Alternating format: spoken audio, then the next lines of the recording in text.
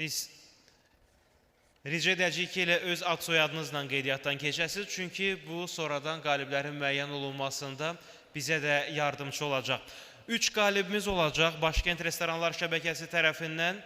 Birinci yerə 100 manat dəyərində hədiyyə, ikinci yerə 2 nəfərlik səhər yeməyi, üçüncü yerə isə tort hədiyyə olunacaq. Bu fürsəti dəyərləndirə bilərsiniz. Qeydiyyatdan keçirik. Hələ ki 61 nəfər qeydiyyatdan keçib. Vaxt var, bir neçə saniyə ərzində siz qeydiyyatdan keçməyə davam edin və biz sizi gözləyirik. Artıq 72 nəfər olduq. Ön masalar boşdur, ona görə də istədiyiniz təqdirdə siz irəli də gələ bilərsiniz. Həm bizi yaxşı eşitmək üçün, həm də daha yaxından ünsiyyət qurmaq üçün. Təbii ki, sərbəstsiz bu seçimdə. Artıq biz başlayırıq. Qeydiyyatdan keçənlər yenə də varsa əlinizi qaldırın, biz sizi gözləyəcəyik. QR kodu skan edirsiniz, qeydiyyatdan keçirsiniz və siz də avtomatik olaraq iştirakçıya çevriləcəksiniz.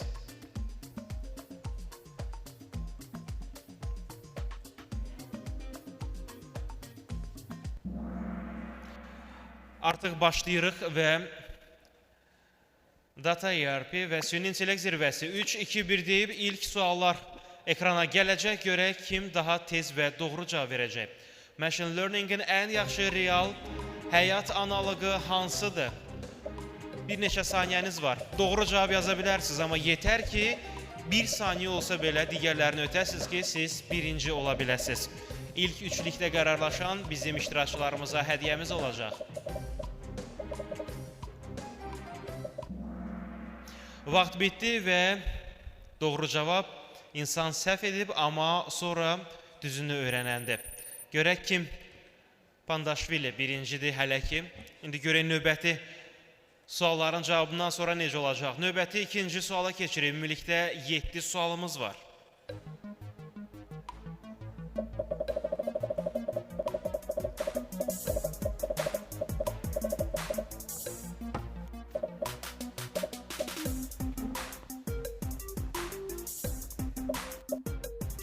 Big Data'nın əsas xüsusiyyətlərindən biri olmayanı seçməliydiniz.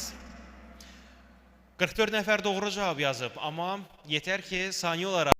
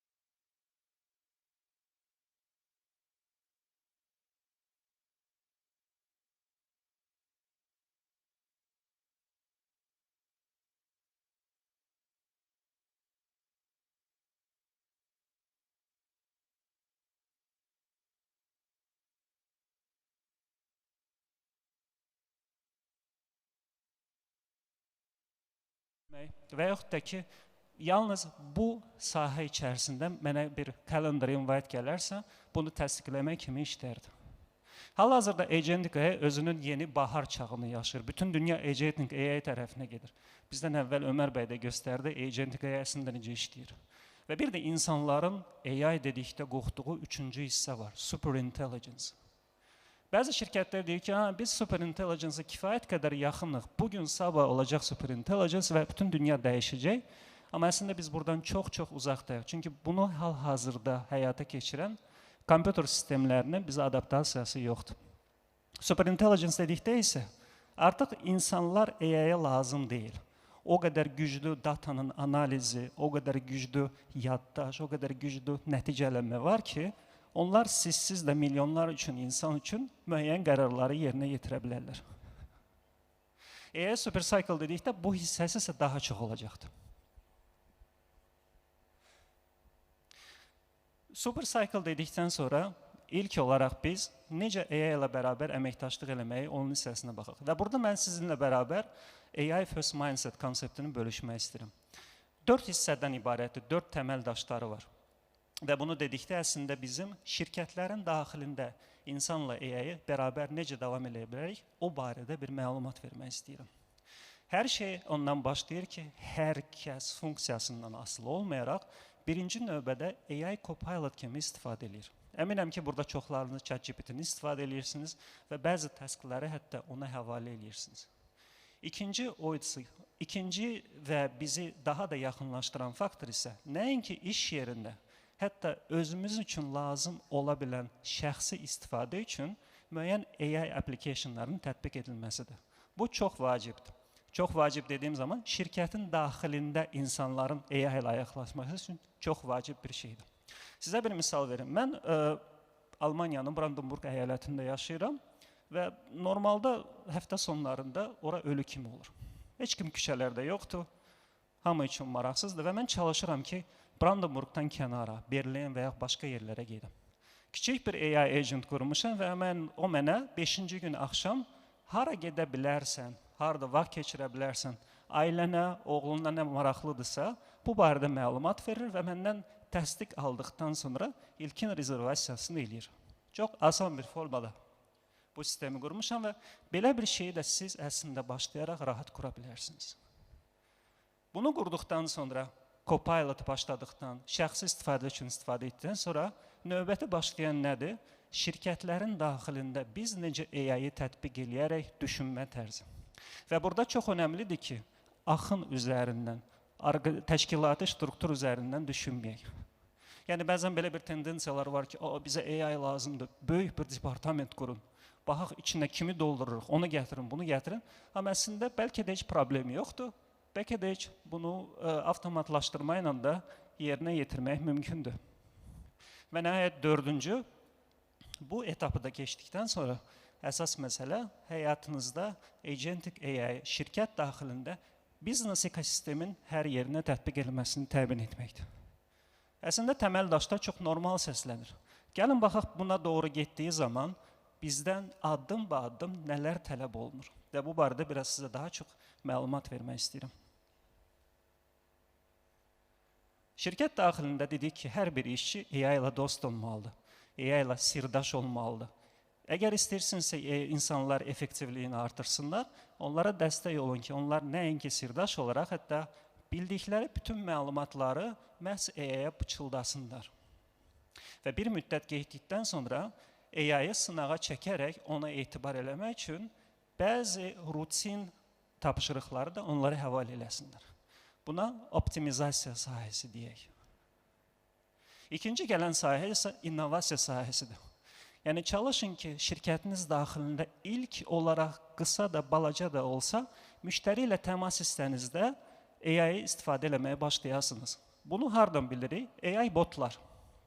Əlbəttə, demək olar ki, bütün şirkətlərin internet səhifələrində AI botlar var. Amma AI bot bunun başlanğıc yeridir. Arxa tərəfdə məlumatlar, verilənlər bazasının düzgün olmağı önəmli hissələrdən biridir. Son zamanlar bizim üçün çox vacib olan AI First User Experience, yəni sistemlərimizi qurduğumuz zaman, müştərini nəzərə aldığımız zaman yalnız insanları deyil, AI agentləri də nəzərə alaq. Və üçüncü önəmli olan AI nəzarət funksiyası. Hal-hazırda Avropanın bir çox ölkələrində çox geniş vüsət alan AI evaluations funksiyası bunun önəmli göstəricilərindən biridir. Yəni AI-yi boşda buraxsam, o zaman kifayət qədər halüsinasiya olacaqdır. Gündəlik olaraq onun nəzərdən keçirilməsi bu yolda atılan ən önəmli addımlardan biridir. Və üçüncü və son önəmli olan hissə isə AI-dan casus yaratmaq, yəni agentize etməkdir. Burada artıq AI sənin komandanın ayrılmaz bir hissəsi olur. Və sən insan idarə etdiyin zaman, eyni zamanda AI-yi də idarə edirsən. Burada öncəki kimi qeyd edilən kimi, AI bəstəkar ya da AI dirijor deyək, o rolu götürən bir multi-agent olur. Və o, digər agentlərlə, digər insanlarla bir yerdə daha effektivlər iş görür. Son nəticədə vizyonumuz bir müştəri, bir işçi üçün bir agentin olmağının təmin edilməsidir. Təbii ki, burada bizdən aslı və aslı olmayan məqamlar da var. Bizdən aslı olan məqamlar nədir? Və yaxud da ki, daxilən biz bunları necə önə apara bilərik, drive ilə apara bilərik. Çox asan və çox düz olan təşkilatı struktur birinci növbədə buna kömək eləyir. Yəni, AI ilə məşğul olan insanlar mı olsun, funksiya mı olsun, o konkret olaraq rolunu bilməli və buna fokuslanmalıdır. İkinci məsələ isə AI sistemləri qurduğumuz zaman bu bir imkandır ki, öz datalarımıza, öz məlumatlar bazamıza yenidən fikir verək və yenidən analizdən keçirək. Təsəvvür edin ki, sistemlə işləyirsiniz və arxa tərəfdə bir AI agent və yaxud da avtomatlaşdırma edirsiniz. Amma sistem arxasına baxdığımız zaman bir müştəriyə deyə biləcəyiniz, bir daxili işçiyə deyə biləcəyiniz 5-7 dəfə eyni yerdə təkrarlanan məlumat var. Deyək ki, müştəri budur cavabını 15 yerdən AI götürə və istifadə edə bilər. Bu bir imkandır ki, onu yenidən sıfırdan baxasınız və yeniləyəsiniz. Ən tez eləyə biləcəyiniz məsələlərdən biri AI funksiyasını öz marketing, commercial və yaxud da analitika funksiyalarınızın içərisində edilməsidir. Sizə bir misal verim. Əvvəlki olduğum şirkət də, indi də işlədiyim şirkət içərisində çox asan formada AI flowları, yəni AI axınlarını kommersiya organizasiya təşkilatçılarının içərisinə daxil etmişik. Hər gün bizim müştəri account menecerləri yeni şirkətlərlə danışırlar, müəyyən mövcud şirkətlərlə danışırlar. Və bu şirkətlərlə danışdığı zaman məhsulumuzla əlaqədar şirkətlər tərəfindən müəyyən istəklər və ya şikayətlər gəlir. Həmin müştəri meneceri artıq bizə müraciət eləmir. Gong deyilən sistem vasitəsilə bütün transkriptlər bizə gəlir. Orada olan keywordlərə görə lazımi məhsul menecerləri, maliyyə sektoru nümayəndəsi və yaxud da ki, digər funksiyaya birbaşa olaraq ticket request gedir. Və bizim verdiyimiz qərardan asılı olaraq onu təsdiqləyib və ya təksib eləyib geri dönüş olaraq ya müştərinin özünə, ya da agentin, ya da müştəri menecerinin özünə məlumat veririk. Və beləcə minlərlə hallar var ki, biz AI-yı öz sistemimizdə daxil edib istifadə edə bilərik. Dördüncü isə, hər nə qurursunuzsa qurun, daxili sistemlər olaraq AI-yı bir persona olaraq nəzərə almağınız çox-çox önəmlidir. Çünki insanlar hər nə dərəcədə böyük hörmət sahibi və ağıl sahibi olsalar da, beyinlərində müəyyən qədər limitlər var. Xüsusilə böyük şirkətlərdə, holdinglərdə, çoxşaxəli funksiya yerinə yetirən şirkətlər daxilində bəzi məlumatların analiz edilməsi limitlərlə üzləşə bilər. Amma AI üçün bu bir problem deyil. Yetər ki, halüsinasiyası olmasın. Ona görə də sistemlərinizi qurduğun zaman bunun həm insana, həm də AI agentlərə aid olduğunu nəzərə almaq lazımdır və buna uyğun olaraq sistem qurmaq lazımdır. Gələk xarici faktorlara. Qısa bir zamanda cəsarətli olub, müştəri axını olan hissələrdə də, müştəri təması olan hissələrdə də müəyyən workflowları AI ilə transformasiya etmək lazımdır və buna tez bir zamanda başlamaq lazımdır. Nə qədər tez başlasaq, bir o qədər tez səhv eləyib, səhvimizdən öyrənəcəyik. Nə qədər gec başlasaq, səhv etmə büdcəmiz getdikcə azalacaqdır. Davamlı olaraq şirkətiniz daxilində market analizi, yəni AI imkanlarının olması barəsində analiz edin.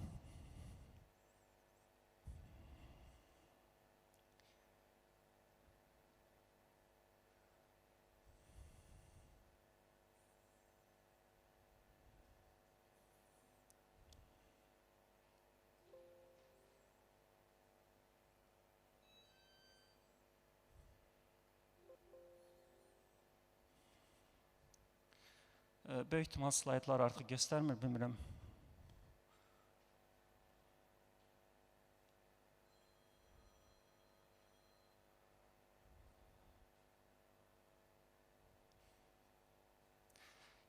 Market analiz edilməsi çox önəmlidir. Aid olduğum bir neçə son şirkətlər içərisində xüsusi komanda var idi ki, davamlı olaraq, birbaşa olaraq bizim AI ilə işimiz olsa da olmasa da bu məlumatları öyrənib bizimlə bölüşürdülər. Və daxili olaraq çoxlu məlumatlar bölüşərək insanları motivasiya eləyərək AI ilə bir şey etməyə sövq eləyirdilər. Beləliklə biz Gemini-in və yaxud da ki ChatGPT-nin yeni modelləri barəsində, Cursor'un, Cloud Code və digərlərinin üstünlükləri barəsində məlumatımız oldu. Halbuki bunu biz sıravi işçilər kimi düzgün bilmirdik. Çox önəmli məsələdir ki, bu məlumatları bildikdən sonra AI üzrə sistemlərinizi nə vaxt almalı və nə vaxt qurmalı olduğunuzu biləsiniz. Və son olaraq çox önəmlidir ki, ictimaiyyətə AI ilə etdiyiniz işləri göstərəsiniz. Bu ilk növbədə sizə bir maqnit olaraq bütün AI ətrafı olan ekosistemi cəlb eləyəcək. Eyni zamanda sizə imkan yaradacaqdır ki, AI üzərindən commitmentiniz olsun, yəni öhdəliyiniz olsun və bu öhdəliyi dövlətlə, insanlarla bölüşəsiniz. Sizə AI agent barəsində məlumat verdim. Qısaca demək istəyirəm ki, o necə fəaliyyət göstərir. Deyək ki, insan və yaxud da ki, robot, AI robot sizlə əlaqə saxlamaq istəyir. Və sizin şirkətinizin müxtəlif arxa tərəfdə olan kanalları var. Kanallar telefon, chat, WhatsApp və yaxud da ki, API proqramlaşdırılmış bir kanallar ola bilər. O məlumat gəldikdən sonra hər hansı bir AI agent məlumatı qəbul edir və ona verilən imkanlar vasitəsilə bununla mən nə edim deyə sualına cavab verir. Onun əlində müəyyən alətlər, eyni zamanda arxa tərəfdə olan müəyyən əməllər və yaxud da ki, ingiliscə skillslər olur. O bilməlidir ki, məlumatı mən hardan oxuyum, bu məlumatlar ümumi LLM-ləmi gəlir, yoxsa təcrid olunmuş xüsusi məlumatlar bazasına mı getməliyəm? Bilim nə zaman səhv eləyirəm, nə zaman düzgün eləyirəm və bunun əsasında müəyyən ələtlərə, yəni toolslara gedim. Ola bilsin ki, kiminsə rezervasiyasını ləğv eləyim, yaradım və yaxud kiminsə ki, autentifikasiya eləyim, icazə verim ki, nəyisə istifadə eləsin və yaxud da ki, sığorta şirkətləri daxilində müəyyən claimslərə hə və yox deyim. Bütün bu proseslərin edilməsi artıq bugün kifayət qədər mövcuddur və hər bir sistem daxilində inteqrasiya edilə bilər. Amma AI agent bunu özü-özlüyündə eləyə bilməz. Burada mütləq surətdə insan dirijoru, insan orkestratoru mütləq formada olmalıdır. Və bu funksiyanın özlərinə bugün middle management götürür. Kimdir bildiyimiz middle manager? Middle manager və bu Azərbaycan reallığı belə deyil. Avropa reallığında, başqa ölkədə də belə. Heç vaxt bu məsələ ilə məşğul olmağa vaxtı olmayan, hər zaman qaça-qaçda olan, hər zaman səhv etməyi öz boynuna götürən və məsul şəxs olan bir adamdır. Amma eyni zamanda o şirkət vizyonu ilə komanda yoldaşları arasında bir körpüdür, bir yapışqandır. O komanda yoldaşlarını həm kömək eləyir, həm də onlara domain məlumatları ilə məlumatlandırır. Və ondan asılıdır ki, nə qədər güclü formada işin keyfiyyəti olacaqdır. Biz isə bugün bu tendensiya ilə üzləşirik ki, middle management AI gəldikdən sonra aradan çıxacaqdır. Bu tam yanlış bir yanaşmadır. Misallar, dediyim misallar və növbətə göstərəcəyim misallar onu göstərir ki, yalnız AI middle managerlə texnologiyanı bərabər olduğunu göstərəndən sonra müəyyən məsələlər, müəyyən yeniliklər və uğurlar əldə edə bilərlər.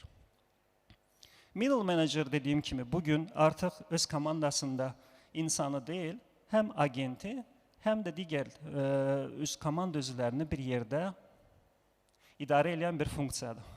Bunun üçün də bizim şirkətlər, bizim menecment tərəfindən onlara dəstək vermək lazımdır.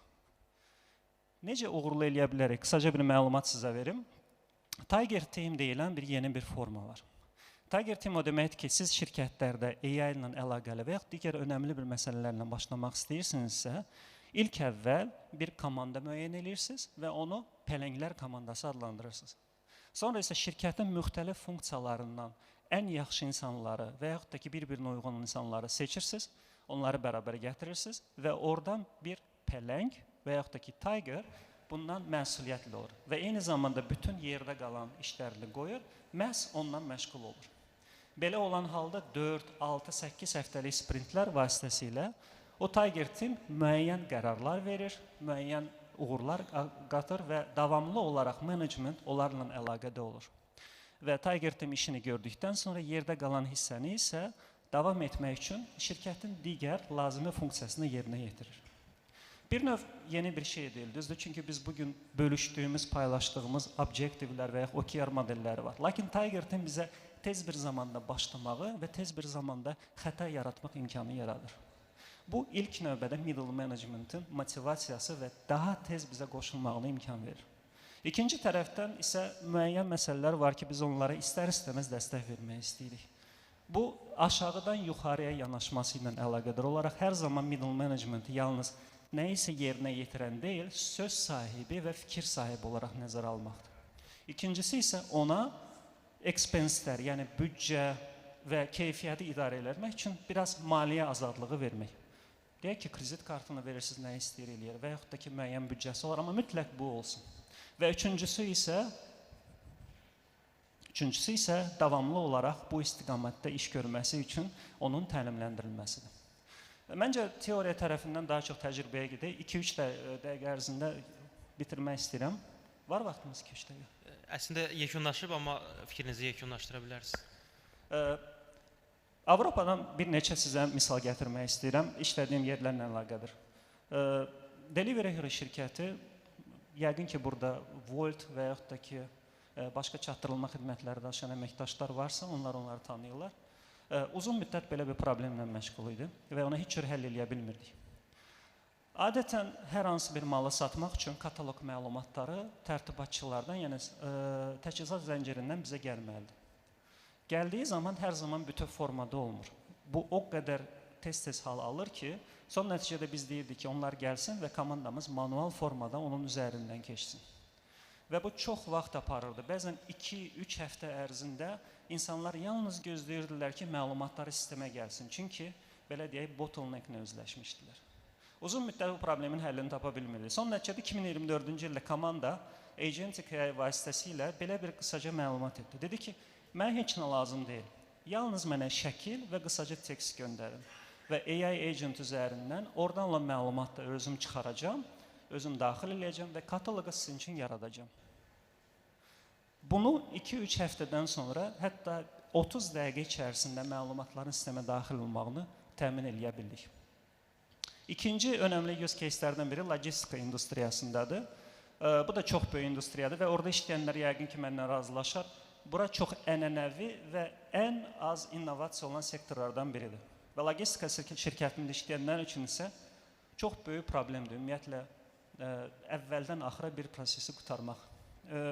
Uzun müddət üzərində işlədik və nəticədə Tiger Team yaratdıq və Tiger Team vasitəsilə belə qərara gəldik ki, müştəridən gələn e-mail məlumatları bizə gələr-gəlməz, orada olan əməliyyatları AI agent həvalə eləyək. Middle managerlər bizə dəstək oldu, o məlumatların üzərindən keçdik. Məlumatları baxdıqdan sonra müəyyən qərar verməsi üçün yalnız operatorların yaşıl işığı lazım idi. Burada rutun planlanması, müəyyən konteynerin seçilməsi, hansı inkatörümlərin seçilməsi kimi çox kompleks məsələlər var idi ki, Agentic AI bizə orada böyük bir açılış elədi və yükün böyük bir hissəsini öz üzərinə götürdü.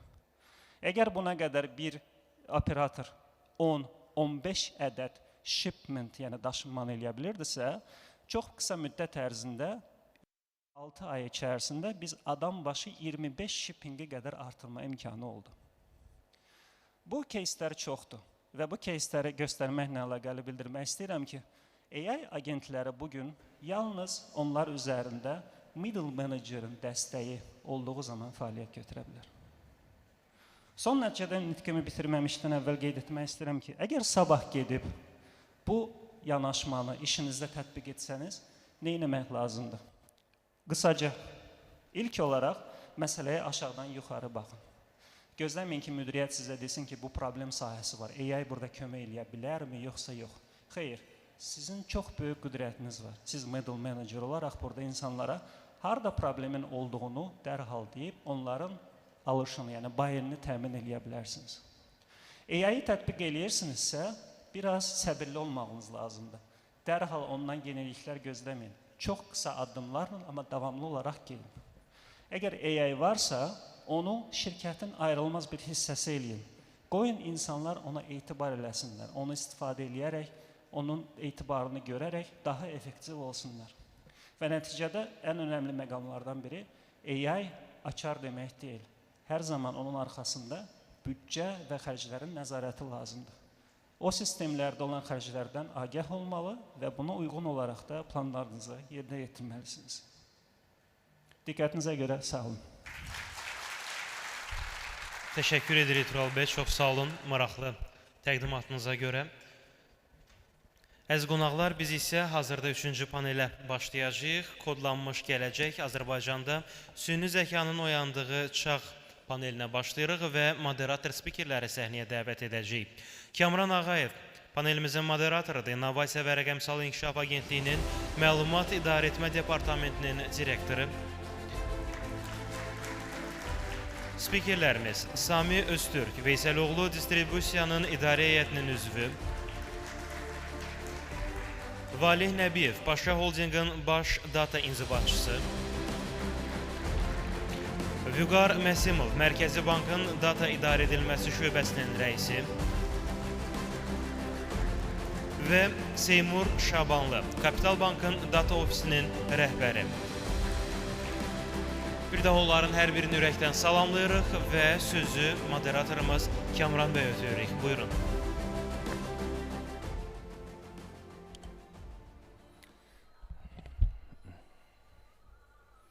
Salam, hər kəs xoş gördük. Şeduldan 1 saat geridəyik. Amma baxıram ki, artıq tıxac vaxtına düşmüşük. Ona görə istədiyimiz qədər burada oturub söhbətimizi uzada biləcəyik. Ümid edirəm ki, çox maraqlı müzakirə gedəcək bizim hörmətli spikerlərlə. Mən uzun illərdir fərqli beynəlxalq konferanslarda iştirak eləmişəm və hər dəfə mənə maraqlı gəlib ki, görəsən bir spiker üçün ən uyğun olmayan zaman qismi hansı saat aralığıdır ki, o vaxtda çıxış eləyəcək. Təbii ki, səhər saat 9 uyğun deyil. Baxırsan, iştirakçıların yarısı gəlməyib, yatıb qalıb, yarısı yuxulu gəlib. Günorta yeməyindən öncə hamı günorta yeməyini gözləyir, gözünün içinə baxırlar ki, tez çıxışı bitirəsəm. Günorta yeməyindən sonra hamı yuxulu olur. 10-11 arası ən gözəl vaxtdır. Çalışın o vaxt aralığında speechləri qəbul eləyin. Ən pis vaxt 5-dir. Çünki auditoriyanın yarısı auditoriyanı tərk eləmiş olur. Təbii ki, işləri var, yarısı yorğun olur. Amma bizim üzərimizə bir görəv düşür ki, biz necəsə auditoriyanı canlı tutaq. Ona görə bütün iştirakçılara altın yarısına qədər səhər tezdən burada qaldığına görə təşəkkür edirəm və xahiş edirəm, alqışlayaq özümüzü. Bugünkü mövzumuz əsasən AI istiqamətində olacaq. Təbii ki, çox texniki detallara girməmək şərti ilə biz bəzi süni intellekt layihələrindən danışacağıq, ümumiyyətlə proseslər necə baş verir, hansı istiqamətdə baş verir, o məsələlərə toxunacağıq. Və ilk öncə onu bildirmək istəyirəm ki, bu il mart ayının 19-da Cənab Prezidentin sərəncamı ilə süni intellekt strategiyası qəbul olundu Azərbaycan Respublikasının və təbii ki, bu strategiyanın tərkibində kifayət qədər tədbirlər planı mövcud oldu və müxtəlif qurumlar, başda Rabitə Nazirliyi olmaqla bu tədbirlər planından və bu tədbirlər planı icrasından cavabdeh duruma gəldilər. Artıq işlər başlanılıb, fərqli dövlət qurumları ilə maraqlı işlər gedir, maraqlı layihələr gedir. Baxmayaraq ki, biz bugün daha çox qeyri-dövlət strukturları ilə müzakirə aparacağıq və ümid edirəm ki, bu gözəl tədbiri təşkil edən təşkilatçılarımız növbəti görüşlərdə dövlət qurumlarından ibarət bir tədbir keçirəcəklər və orada daha detallı şəkildə hansı süni intellekt layihələri üzrə işlər görüləcək, o barədə danışacağıq. Mən bizim spikerlərə sualları verəcəm. Mənim özümün düşündüyüm və hazırladığım suallar, daha sonra sizdən suallar gələcək və biraz da zaman-zaman müəyyən qədər öz təcrübəmizdən və gördüyümüz işlərdən danışacağıq. Birinci sualım Seymur bəyədir. Seymur bəy Kapital Bankda deməli data idarəçiliyinin rəhbəridir və Seymur bəy Kapital Bankda ümumiyyətlə hansı real AI use case-lərini tətbiq edirsiniz? İstərdik bu barədə iştirakçılara məlumat verəsiniz. Səsim gəlir. Əsas iki istiqamətə fokuslanmışıq. Biri software development, yəni proqramlaşdırma sahəsində AI tətbiq edirik. Orada əsasən kodun review prosesi, QA testlərin tərtib olunmasında AI çox yaxşı nəticələr göstərir. Və biznes tərəfdə customer, yəni müştəri tərəfində call center filiallar olsun, bu tərəfdə use case-lərimiz var. Yəni, məsələn, gələn zənglərin keyfiyyətinin ölçülməsi, bunu AI vasitəsilə zənglər transcribe olunur, yəni tekstə çevrilir və həm operatorun cavabının keyfiyyəti ölçülür və zəngin, yəni səsin tonu və s. bundan da operatorun müştəri ilə rəftarı da ölçülür hətta. Belə bir keysimiz var. Daxili keyslərdən HR üçün bilirsiniz, Kapital böyük bir bankdır. 5000 əməkdaşımız var. Və 5000 əməkdaşın təbii ki, bir çox sualları olur HR-a. Məzuniyyətlə bağlı, ezamiyyətlə bağlı, işçi inkişafı ilə bağlı. Bununla bağlı biz məsəl üçün daxili chatbot yaratmışıq, hansı ki LLM vasitəsilə işləyir, daxili knowledge base-ə əsaslanaraq və orada işçilər artıq AI ilə danışıb öz məlumatlarını ala bilirlər. Başqa dokumentlərin proses olunması, biraz automationda istifadə olunur ki, AI dokumenti daha yaxşı anlayıb, məsəl üçün SME korp müştərilərin rekvizitlərini oradan çıxarda bilir. Yəni, bir çox keyslərimiz var buna oxşar. Ümumiyyətlə, bu da aydındır, bu tip AI həlləri mümkündür. Amma biraz daha holding səviyyəsinə geçsək, mənə hər zaman maraqlı olub ki, data və AI idarə etməsində balans necə tapılmalıdır? Ona görə növbəti sualım Valih bəyədir. Məsələn, hər qrup holdingin altında olan, hər qrup şirkət öz data layihəsi ilə öz data layihələrini müstəqil şəkildə aparmaq istəyir. Amma eyni zamanda mərkəzləşdirilmiş bir platforma və standartlar lazımdır. Bu iki tərəfi siz holdingdə necə uzlaşdırırsınız, Valih bəy? Çox sağ olun sual üçün. Hamını salamlayıram. Və mən də təşəkkür eləmək istəyirəm ki, belə hövsələli gözləmisiniz bizim paneli. Suala cavab olaraq, çətin sualdır. Çalışacağım bunu burada oturan həmkarlarımız, yoldaşlarımız üçün biraz daha aydın formada izah edeyim bu sualın cavabı.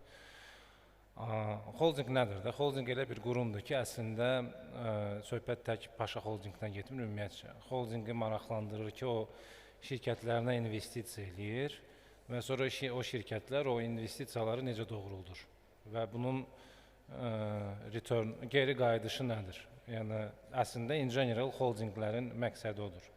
Düzdür, xaricdə bir sıra qruplar var, hansılar ki, qrup təşkilatıdır, bu holding deyil, haradakı mərkəzləşdirilmiş idarə olur. Biz biraz indi bizim təcrübədən danışsaq, bunu bayaq dediyimi bir general informasiya kimi dedim. Amma biz niyə bu məsələyə ümumiyyətcə biz 4 il bundan qabaq bu prosesə holding səviyyəsində bu data transformasiya deyilən prosesə başladıq. Biz gördük ki, bizim təşkilatlarda hər hansısa bir maliyyə sektoru təşkilatlarından gedir söhbət. Bu Paşa Bank, Bir Bank, Paşa Sığorta, Paşa Həyat Sığorta, Bir Market və Paşa Pay'dən gedir söhbət. Bu qurumlarımızda və digər xarici ölkələrdəki bu tip qurumlara baxanda gördük ki, data-driven decision-making culture-ın inkişafına böyük bir ehtiyac var. Biz bunu anladıq və başa düşdük ki, belə bir sadə bir formada deyil də ki, hansısa bir qurum, siz bugündən sonra data-driven olmalısınız. Və bu yaxşı praktikaları çalışdıq gətirək həm təşkilata, həm ölkəmizə və bir sıra enablement proseslərin qurulmasına ehtiyac gördük. Burada əsas həll edilməli olan problem yəqin ki, düzgün balansın saxlanılmasıdır. Əslində balans mənə gəlir ki, toxunulur bir sıra problemlərdə balansın saxlanılması vacibdir. Burada isə bu daha çox kritik olur. Niyə? Əgər istər holding olsun, istərsə bir təşkilatın içində olsun. Əgər hansısa bir funksiyaların məqsədi var ki, hansısa bir biznes dəyəri çatdırsın, kreditləşmə olsun istər sığorta məhsulu olsun, istər marketplace-dəki bizim məhsulun müştəriyə çatdırılması olsun, onun kifayət qədər bir müstəqilliyi olmalıdır. Amma eyni zamanda bu şirkətlər və funksiyalar çox olanda və hamısının tam müstəqilliyi olanda burada bəlli bir xaotik bir duruma da gəlib çata bilər. Ona görə biz belə bir mix bir framework-a gəldik, çıxdıq. Buna bütün dünyada data mesh deyirlər. Biz bu tam data mesh olmasa da data mesh'in hər hansısa bir formasıdır və bu forma nədən ibarətdir? Mərkəz funksiyası tərəfindən və bu aslı deyil, bu harda yerləşir, holdingdə yerləşə bilər, digər qurumda yerləşə bilər, amma bir funksiyaya ehtiyac var ki, hansı ki, mərkəzləşdirilmiş bir formada standartları müəyyən eləyir, governance-ı müəyyən eləyir və bir çərçivə verir. Və bu çərçivənin daxilində təsəvvür eləyin ki, böyük bir dördbucaq çərçivə desək, o dördbucağın çərçivəsində şirkətlərə və yaxud funksiyalara tam müstəqillik verilir ki, öz use case-lərini, öz data məhsullarını, öz ML məhsullarını, AI məhsullarını deliver eləsinlər. Amma bu çərçivənin olmasını biz kritik vacib bir məqamlardan biri kimi qeyd elədik. İkinci məsələ, biz bu data governance mövzusunu qabartdıq və başladıq ölkədə, belə deyək, bunu yaradan təşkilatlardan biri olduq və data governance praktikalarını başladıq implementasiya eləməyə ki, ən azından bizim təşkilatlar istifadə elədiyin datanın hardan formalaşmasını, o data bizə nə deyir, onun təsnifatı nədir, onu və onun keyfiyyət səviyyəsini heç artırmaq demirəm. Ən azından anlamaq ki, hansı keyfiyyətdə datanı biz operate edirik. Bu, yəqin ki, ikinci böyük kritik bir komponent idi, hansı ki, centrally bir frame yaradıldı. Üçüncü də bir işə başlayanda təbii ki, o sahənin mütəxəssisləri indi təəssüflükdənmi, yoxsa təəssüflükdən deyil, amma fakt oydur ki, ölkədə data governance, data management və ümumiyyətlə data sahəsi üzrə mütəxəssislərin sayı indi də azdır, amma 4-5 il bundan qabaq bundan da az idi. İndi bəlli bir inkişaf görürük və bu çox sevindiricidir, qürur verici bir şeydir ki, bu sahədə inkişaf gedir. Və üçüncü komponent oydur ki, biz mərkəzləşdirilmiş formada təhsil və inkişaf proqramlarını başladıq eləməyə. Bu bizə o imkanı yaratdı ki, biz təkanı verdik. Amma indi biz artıq o səviyyəyə gəlib çatmışıq ki, bizim hər bir təşkilatımızın içində, istər bir bankda olsun, istər Paşa Bankda olsun, istər sığortalarda olsun, artıq təşkilatların özlərinin data ofisləri var, data liderləri var, data governance-la məşğul olan insanlar var, platformla məşğul olan insanlar var, data engineerlər. Bəlli bir miqdarda və capability-də data scientistlər var və o təşkilatlar artıq, belə deyim, elə bir güclü ehtiyac və yaxud güclü bir dəyər yaratmır ki, mərkəzi komanda onları push eləsin ki, bu bizə lazımdır və yaxud bu bizə vacibdir. Bu transformasiya dövrünə lazım olan bir mərkəzləşmədir və bu mərkəzləşmə öz nəticəsinə, öz rezultatına gəlib çatandan sonra artıq geriyə çəkilə bilir ki, basic standartlar üzərindən işləsin. Hə, amma hər şey belə dediyi kimi, mən danışdığım kimi təbii ki, var. İnkişaf üçün həmişə hansısa bir yer var. Bu gözəl səslənir, yaxşı səslənir, inkişaf üçün yer var. Biz təzə demişdik ki, hansısa bir nəticələrə gəldi. Bu AI mövzusu lap bizi, belə deyək ki, gündəmimizə daha çox gəlibdir axır 2-3 ildə. Və indi də biz fikirləşirik ki, AI transformasiyanın növbəti transformational cycle-dır da əslində. Və bu haqda hal-hazırda düşünürük ki, biz mərkəzləşdirilmiş bir AI governance, AI framework bunları eləməliyik, eləməli deyilik. Amma praktika onu göstərir ki, nəyəsə start vermək üçün yəqin ki, ən azından frame formasından holding tərəfdən hansısa bir frame təşkilatlara təqdim olunacaqdır. Belə. Təşəkkürlər, çox geniş məlumat verdiniz. Açığı data governance istiqamətində sizin uğurlu layihələrdən biz məlumatlıyıq və o barədə mənim əlavə suallarım da olacaq. İstərdik ki, o barədə geniş cavablamaya verəsiniz. Əslində, bu tip panellərdə mən eyni zamanda tərəfdarıyam ki, biz iştirakçıları da necəsə bu panelə daxil edir. Təbii ki, suallar göndəriləcək, o suallar da cavablandırılacaq, amma ümumi iştirakçı rəylərini panel gedə-gedə, panelin gedişatı boyu almağı düşünürük. Çünki sualları ola bilər ki, mən hansısa araşdırmalara görə hazırlamışam, amma live o sualların istiqaməti dəyişə də bilər. Çünki ola bilər ki, iştirakçıların hansısa bir düşüncəsi fərqli istiqamətdə olsun. Bu səbəbdən xahiş edərdim ki, biz orada QR kod vermişdik. O QR kodu ekrana versinlər və siz o QR kodu oxuyub birinci sualı sadəcə öz fikrinizi bildirin. Ondan sonra live cavabları görəcəyik. Onu da sonda götürəcəyik. Amma saxlaya bilərəm. Artıq suallar gəlir. Bu QR kodu zəhmət olmasa oxuyub fikrinizi bildirin. Bir 20 saniyə ərzində auditoriyanın süni intellekt ifadəsini bir sözlə ifadə etməsi istənilir.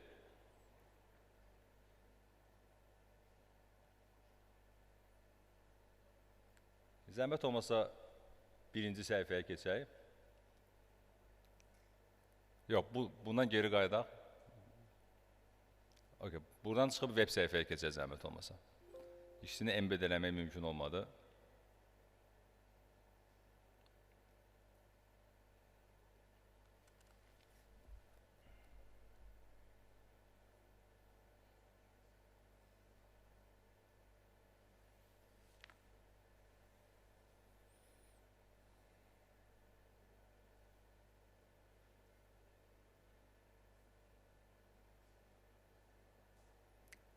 Təxmini olaraq ekranda göründüyü kimi live olaraq cavablar dəyişir. Beyin kopyası, fake beyin yazıb kimsə, insan beyninin kopyası, Mehriban düşmən, deyəsən belə serial var idi.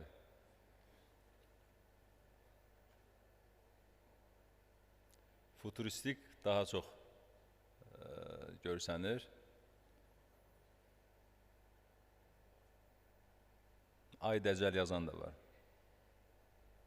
Okay.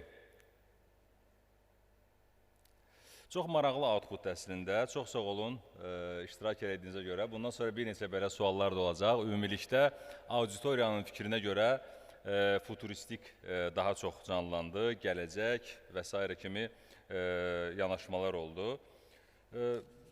Növbəti sualım Sami bəyə idi. Sami bəy, biz dəfələrlə eşitmişik ki, Veysəloğlu şirkətində fərqli süni intellekt layihələrinin testləri aparılır və bu GPT-based hansısa bir modellər testdən keçirilir.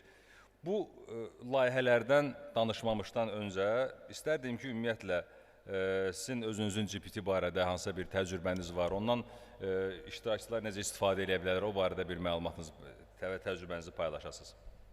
Ben de teşekkür ederim. Hamıya selamlayıram. Özümün var aslında. Özüm GPT'nin içerisinde ben de maraklandım ki bu GPT'de nece GPT'ler yaratmak olar diye. Misal için bir Logman Hekim gibi bir GPT yarattım ki işte hem qədimi olan işte hem de muasır olan fitoterapi üzerinden size məsləhət verir. Hoş GPT artık bunu umumi paylaşıma gada etti. Bu tarz tıbbi olan məsləhətləri ama o size o bazadan bu şekilde malumat veriyordu. Diğeri de şirket içerisinde bizim tabii normatif senetlerimiz var. Şirketin prosedürleri, siyasetleri var. Ama bilirsiniz bu prosedürler, siyasetler ister istemez birçok sayfadan oluşan çok uzun yazılar. Kimse bunları baştan sona kadar belki okumaya fırsat olmuyor. Dolayısıyla burada da ChatGPT'den yine istifade ederek bir GPT test olarak yarattık. Ve biz ona dedik ki ancak bizim şirketimizin siyasetleri ve prosedürleri üzerinden cevap ver. Ve o ancak çölden ya da webten de bir ilave etmeden siz hansı meselede bir sual verseniz o size Veysəloğlu distribüsyonun prosedürlerine göre ne etmek lazım bir kömekçi gibi kulluk eden bir vasıtaya dönüştü. Bu da testleri gidiyor. Hatta bu barede bizim IT ayrı bir departmentimiz. Onlar bunu bir tatbik halinde de istifadeye vermek üzere çalışmalarını devam ettiriyorlar. GPT'ler hususunda diyeceğim bu. Kamil Bey. Təşəkkür edirəm, çox sağ olun Sami bəy. Sağ olun. Sizin həlləriniz barədə biz indi az sonra müzakirə edəcəyik. Əziz iştirakçılar, bizim əslində süni intellekt dedikdə, süni intellektin altında əsas vacib asset datadır və data nə qədər doğru olsa, nə qədər kirli olmasa, nə qədər keyfiyyətli data olsa və nə qədər lazımlı data olsa, bir o qədər daha doğru qərar verən sistemlər yaratmaq mümkündür. Bu istiqamətdə İnnovasiya Agentliyi olaraq biz fərqli dövlət qurumları ilə rəqəmsal yol xəritələri çərçivəsində kifayət qədər işlər gördük. Təxminən 14-ə yaxın dövlət qurumları ilə sıx çalışdıq və bir il ərzində ümumilikdə 24 milyon vətəndaş məlumatlarını dürüstləşdirə bildik. Bura həm tibbi məlumatlar daxildir, bura həm ədliyyə aktlarının məlumatları daxildir, həm kommunal məlumatları daxildir və digər fərqli dövlət qurumlarının məlumatları, təhsil məlumatları kifayət qədər dürüstləşdirildi. Bu məlumatlar vaxtı ilə zamanla rəqəmsallaşıb kirli formada məlumat bazasına daxil olunub, yanlış rəqəmsallaşma periodu keçib. Eyni zamanda normal data governance framework olmadığına görə bəzi köhnə və ənənəvi sistemlərdə bu məlumatlar məlumat bazasına normalization qaydalarına riayət olunmadan daxil olunub və bu səbəbilə nəticə etibarilə məlumatlar kirli olunub. Bir vətəndaşın adına bir neçə məlumatlar daxil olunub və biz daha çox məsələn kommunal idarələrlə sıx işlədik və 3 kommunal idarəsində 1 milyon 200 min abunənin finini və məlumatlarını dürüstləşdirib dəqiqləşdirdik. Oradakı müzakirə əsasında biz gördük ki, kifayət qədər fraud case'lər var. Təəssüflər olsun ki, vətəndaşlar bu kirli datadakı boşluğu hiss eləyib, boşluğundan istifadə eləyib, müəyyən bir fraud case'lər yaradmış olurlar. Təbii ki, bu bizim dövlətimizin ən əsas və ən birinci hədəflərindən biridir və bu işlər üzrə kifayət qədər belə deyək də proseslər və vətəndaş məlumatların kirliliyi aradan qaldırılır. Bu xüsusi engineering üsullarla baş verir və növbəti mərhələdə biz İnnovasiya Agentliyi olaraq düşünürük ki, bura AI tətbiq eləyib, oradakı similarityləri, oxşadmaları və bir-birinə bağlılıqları təyin eləyib, süni intellektə təyin eləyib, daha dolğun şəkildə bu məlumat dürüstləşdirməsini sona çatdıraq. Çünki dövlət qurumları ilə müzakirələrdə data əsaslı qərar vermək üçün dövlət qurumlarına yaxınlaşırıq və analizlər zamanı görürük ki, oradakı data elə kirlidir ki, biz onun əsas heç bir qərar verə bilmirik. Hələ süni intellektdə kifayət qədər yol var. Bu səbəbdən data keyfiyyəti həddindən artıq dövlətdə önəmli bir vəziyyətə gəlib çatdı. Biz qonşu ölkələrlə də fərqli görüşlər keçirdirik və qonşu ölkələrdə də bəzilərində indiyə qədər bu problemin olduğunu görürük, bəziləri artıq bu problemləri müəyyən qədər həll etdiklərini görürük. Bu istiqamətdə data keyfiyyəti həddindən artıq əhəmiyyətlidir və mənim növbəti sualım Vüqar bəyə idi. Vüqar bəy, ümumiyyətlə, data keyfiyyətinin son illərdə aktuallığının artma səbəbini siz nədə görürsünüz? Mən də öz növbəmdə hər kəs salamlayıram. Təşəkkür edirəm bu vaxta qədər gözlədiyiniz üçün. Sual təşəkkür edirəm Kamran bəy. Deməli, belə bir statistikaya diqqətinizi çəkmək istəyirəm ki, ümumiyyətlə insanlıq tarixində bugünə qədər toplanılmış, emal edilmiş datanın 90%-i son 2 ildə yaradılıbdır. Bu datanın həcmi 150 zettabaytla ölçülür. Müqayisə üçün onu bildirim ki, 1 zettabayt 250 milyard DVD-yə bərabərdir. Və 2025-in sonuna qədər bu həcmin 180 zettabayta çatması gözlənilir. Sözsüz ki, bunun əsas səbəbi bugün süni intellektin sürətli şəkildə yayılması, bulut texnologiyaları, əşyaların interneti dediyimiz Internet of Things və rəqəmsallaşmanın sürətli inkişafıdır. Əsas bu problemlər əvvəl yox idi, əvvəl də var idi. Ancaq bunun ortaya çıxmasına bizə kömək eləyən süni intellektin sürətli yayılması oldu. Yəni, bugün hər kəsin telefonunda artıq ChatGPT olduğu üçün hər kəs sorğu yaradır, məlumat yaradır və səhvlər bariz şəkildə üzə çıxır. Bu məqsədlə artıq müəyyən regulasiyalar ortaya çıxır. Həm Avropada, Kanadada, Sinqapur kimi ölkələrdə ki, artıq AI-ın verdiyi, modellərin verdiyi səhvlərin tənzimlənməsi üçün biz nələr etməliyik? Data keyfiyyətinin aktuallığının artmasının əsas səbəbi burada biznes xərclərinin kifayət qədər bahalaşmasıdır. Çünki süni intellektin bizə köməyi sürətli qərar vermədir. Yəni, saniyə içində promptu, sorğunu yazırıq və cavabı alırıq. Eyni şəkildə bu medalyonun digər üzü də sürətli şəkildə səhv etmə məsələsi var. Yəni, doğru və yaxud da səhv qərar vermə. Artıq bu nöqtədə səhvlərin nəticəsi bahalı xərclərə gətirib çıxarır. Bu məqsədlə bütün şirkətlər, əlbəttə ki, dövlət qurumları da datanın keyfiyyətinin qorunması üzrə xüsusi diqqət nöqteyi nəzərində saxlayır. Bugün Mərkəzi Bankda artıq yaxın müddət ərzində maliyyə sektoru üçün datanın idarə edilməsi üzrə çərçivə sənədini hazırlayır və təqdim etməyi planlaşdırır. Təbii ki, məqsəd hər hansı bir bürokratiya yaratmaq yox, əksinə dağınıq şəkildə olan bir idarəetmə yanaşmasını standartlaşdırmaqdır. Digər punkt olaraq onu deyə bilərəm ki, bu keyfiyyətin problem halına gəlməsindən biri də süni intellekt qurularkən modellərdə olan yanlışlardır. Hansı ki, dünyanın beyin mərkəzləri sayılan MIT, Harvard kimi mərkəzlər bugün AI modellərinin nəticəsində düzgün qərarların alınmasını texnologiya ilə bağlamır. Onlar birbaşa bunu data keyfiyyətindən bağlayır. Yəni, bugün artıq ucuz başa gələn səhv anlayışı yox olur. Bu məqsədlə data keyfiyyətinin önəmi artıq bütün mərkəzlər tərəfindən vurğulanır. Təşəkkürlər geniş məlumata görə. Biz yenə Kapital Bank кейsinə mən qayıtmaq istəyərdim.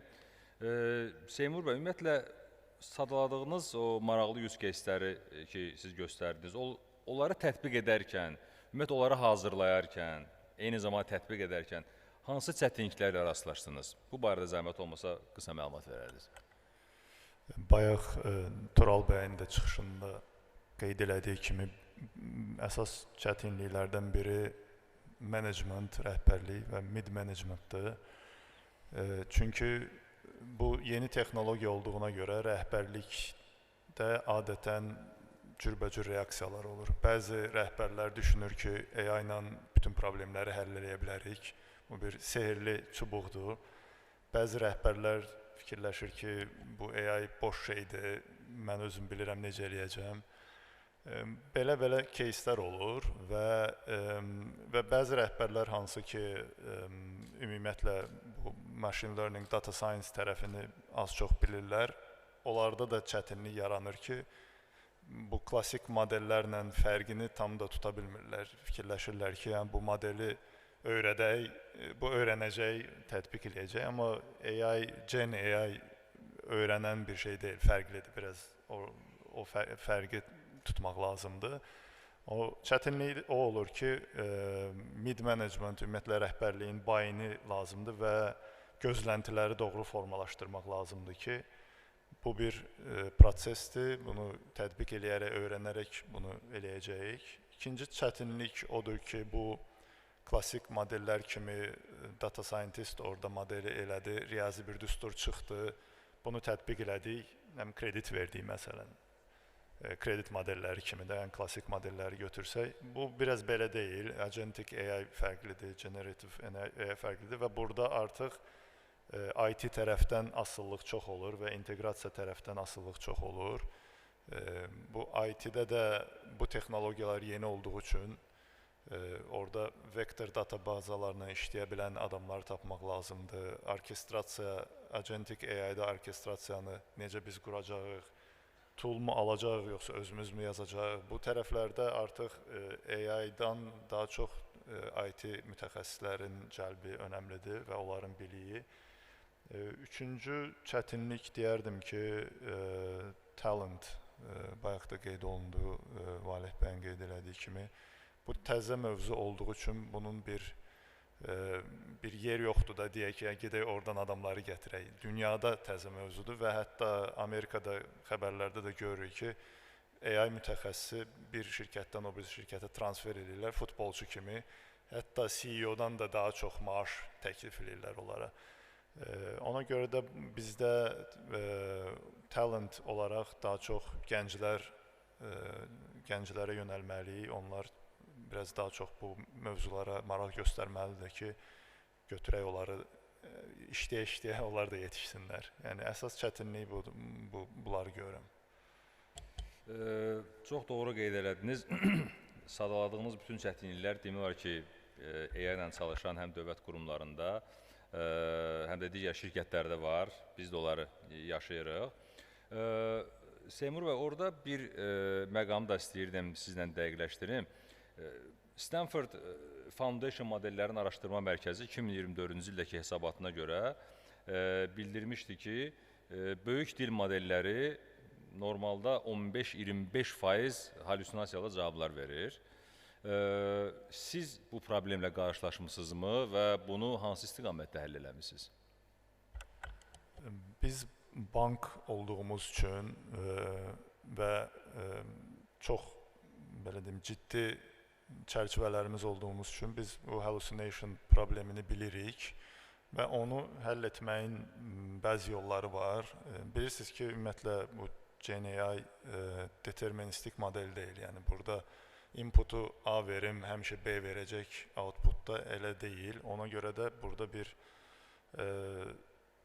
random stoxastik bir nəticə alma ehtimalı yuxarıdır. Bunu minimallaşdırmaq üçün biz prompt engineering eləyirik. Məsələn, promptda deyirik ki, bu çərçivələr daxilində cavab ver və yaxud da ikinci bir agenti qoşuruq, hansı ki cavabı yoxlayır və orada deyirik ki, bu cavabda əgər sənin şübhən varsa, factual deyilsə, hallusinasiyaya yaxındırsa, ümumiyyətlə bu cavabı kəs. Yəni, daha çox risk-oriented yanaşırıq və riskləri minimallaşdırmağa çalışırıq.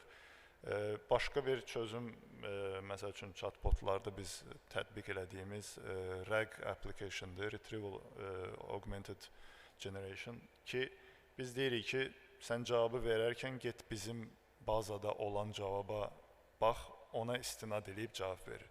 Başqa yoxdursa, denə ki, bilmirəm. Yəni, özündən uydurma, ChatGPT özündən uydurur. Yəni, bu tipdə bəzi guardrail dediyi, bu da biraz o governance, AI-in governance mövzusuna girir. Guardrail'lar qoyaraq onu minimallaşdırmağa çalışırıq. Təbii ki, bunu 100% eləyirikmi, eləyə bilirikmi, onu da eləmək olar. Bu bir trade-off deyirlər də, nə qədər sıxsaq, o qədər bizim accuracy'miz azalır, nə qədər boşaltsaq, o qədər də səhv cavab vermə, hallucination cavabı vermə reytimiz artır. Belə fərqli müxtəlif yöntəmlərlə eləyirik. Məsələn, bizdə front işçiləri üçün bir Copilot kimi yardımcı AI var. Ona sual verəndə, məsəl üçün deyirik ki, hara istinad edirsənsə, onun linkini də gətir, hansı sənəd olduğu ki, o adam o sənədə baxıb dəqiqləşdirə bilsin ki, bu həqiqətən də doğru cavabdır. Məsələn, bu da bir metoddur. Təşəkkürlər geniş məlumata görə. Maraqlı bir faktı araşdırmışdım. 2022-ci ildə Air Canada bir chatbot lanç eləyir. Bəlkə də eşitmişsiniz o кейsi. Və o chatbot müştərilərin suallarına cavab verir. Personalized cavablar verir. Bir var ümumi FAQ-based cavablar olsun. Bir də var personal həmin müştərinin özünə cavablar verir. Və həmin ildə demək müştərilərdən biri chatbotla danışdığı vaxtı o müştəriyə sizə bir endirim var deyə məlumat verir. Müştəri də sevinir, gəlir şirkətin özünə o endirimi almaq istəyəndə ona bildirirlər ki, endirim falan yoxdur. Müştəri, yəni orada $1200 belə dedi, söhbəti gedir. Buna baxmayaraq müştəri Air Canada məhkəməyə verir və məhkəmə кейsi böyüyür. Elə bir həddə gəlib çatır ki, Air Canada özü bu cavabı chatbot verib və bizim məsuliyyətimizdə deyil deyə bir iddia qaldırır və tam olaraq məsuliyyəti özlərinə atmağa çalışır. Təbii ki, o məhkəmə onlara qarşı çıxır və o diskontu o müştəriyə qaytarırlar yenidən. 2 il sonra chatbot istifadədən çıxır. Qərarı alırlar ki, bu cür problemlərlə qarşılaşmaq üçün chatbotu istifadədən çıxarsınlar. Biz hal-hazırda İnnovasiya və Rəqəmsal İnkişaf Agentliyi olaraq bizim də bir MyGov-da chatbotumuz var. Orada o chatbot normalda dövlət qurumlarında da və şirkətlərdə chatbotlar hansısa bir FAQ üzərindən və yaxud sənədlərdəki məlumat üzərindən qurulur. Amma məsələ bu halda FAQ public bir sənəd olduğuna görə, yəni sən open, belə deyək də, cloud AI modeli istifadə edə bilirsən. Çünki datana paylaşsan, hansı ki FAQ-dur, hansı ki sizin səhifənizdə var. Amma məsələ personalized bir cavaba gələndə, yəni şəxsləşdirilmiş bir cavaba gələndə, hansı ki individual o şəxsin кейsinə görə cavaba gələndə, o zaman durumlar fərqlənir. Sən həmin məlumatı, vətəndaş məlumatını göndərsən cloud-a və oradan gətirsən, bu doğru deyil, bu vətəndaş məlumatının sızmasıdır və bu istiqamətdə biz lokal LLM modellərini hal-hazırda treyn edirik və əlimizdən gələn etməyə çalışırıq ki, vətəndaş məlumatları heç bir halda ölkədən kənara hansısa bir cloud-based modellərə heç bir halda çıxmasın. Zəhmət olmasa, ikinci sualın QR kodunu ekrana çıxaradarsınız. Biraz mürgüləyən iştirakçılar mümkünsə QR kodu skan eləyib, oradakı suala cavab versinlər. Auditoriya nəbzini tutaraq panel müzakirəsinə davam eləyək.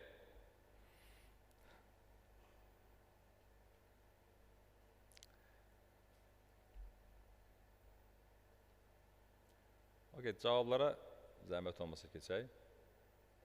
İkinci sual olan hissəyə.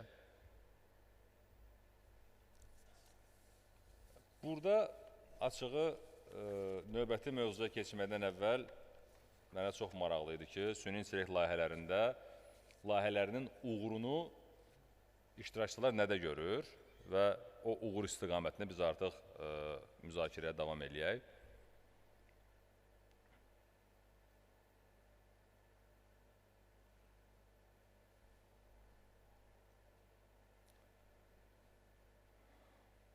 Cavablar ekrana çıxdı. Cavablarımız budur. Sual, sizcə süni intellekt layihələrinin uğurunda ən vacib amil hansıdır? Bu əslində live-dır, 43 nəfər iştirak elədi. O ki, qalan əməkdaşlar bu qədədir. İştirakçılar problemin daha çox keyfiyyətli məlumatda olduğunu hiss edirlər. Əslində, diqqətlə baxsaq, buradakı 4 cavabın 4-ü də yolla vacib amil sayılır. İndi ən vacib amil hansıdır, o da dəyişir. Yəni, istənilən adam hansısa bir meyarın daha vacib olduğunu sübut edə bilər.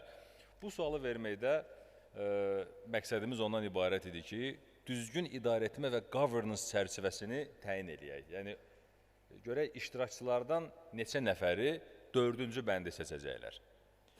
Bu arada güclü texniki infrastruktur. Nəyə görəsə 3 nəfər buna səs verib. Ola bilər ki, bunu amil sayıblar, amma ən uğurlu amil saymayıblar, ən vacib amil saymayıblar.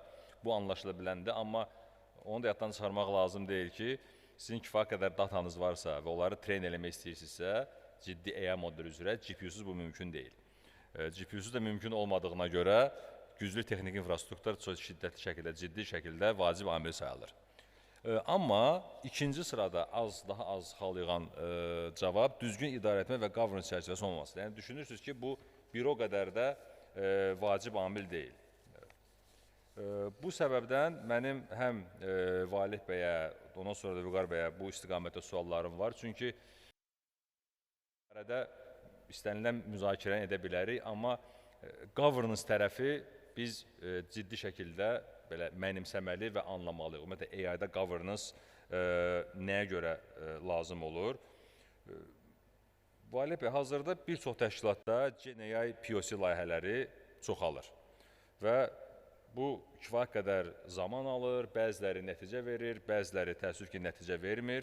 McKinsey şirkətinin 2025-ci il araşdırmasına görə AI və GenAI layihələrinin təxminən 70%-i pilot mərhələsində qalır. Ümumiyyətlə, miqrasiya olunmur və productiona buraxılmır. 70% kifayət qədər böyük rəqəmdir. Burada ya istiqaməti aydın deyil, ya da ki, ümumiyyətlə governance mexanizması yoxdur. Sizin təcrübənizdə bu eksperiment tələsini, bunu eksperiment tələsi adlandıraq, buradan çıxmaq üçün və GenAI-ı ekosistem səviyyəsində real şəkildə miqyaslandırmaq üçün doğru framework və idarəetmə modeli necə olmalıdır? Çox sağ olun. Çox çətin sual verdiniz əslində, bilmirəm, bu vaxt çərçivəsində buradayıq bu günləri. Demək, belə başlayaq da. Əslində, nəticələr maraqlı idi və mən razıyam ki, 4 komponentin 4 də vacibdir. Amma biraz əvvələ getmək lazımdır məncə. Bir dənə yenə general bir sual verək özümüzə və mən o sualı həmişə verirəm. Ümumiyyətcə, bu indi hamı AI edir də. Yəni, bu gəlin AI eləyək şüarı ilə hamımız bu sahədə çalışırıq, gərgin iş rejimində. Ən azından indi bu sahəyə yaxın olan, bayaq Tural bəyin qeyd elədiyi böyük AI departamentləri ən azından bununla məşğuldurlar.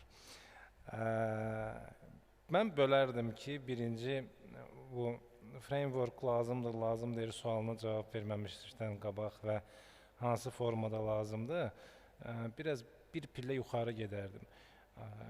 3 tip bu AI transformasiyanı bölmək olar məncə. Yəni, birinci sual olmalıdır. Birinci sual gəlir, birinci söz gəlir və ondan sonra da sual gəlir ki, biz nə etməyə çalışırıq, həmkarlar? Biz nəyi hansı problemi həll edirik və nəyi əldə etməyə çalışırıq. Biz bu problemi həll etmə, bu data transformation zamanı da, ondan qabaq agile boom var idi. Agile transformation, indi digital transformation da davam eləyir bəzi təşkilatlarda. Bəzi təşkilatlarda öz bəhrəsini hansısa bir mərhələdə veribdi.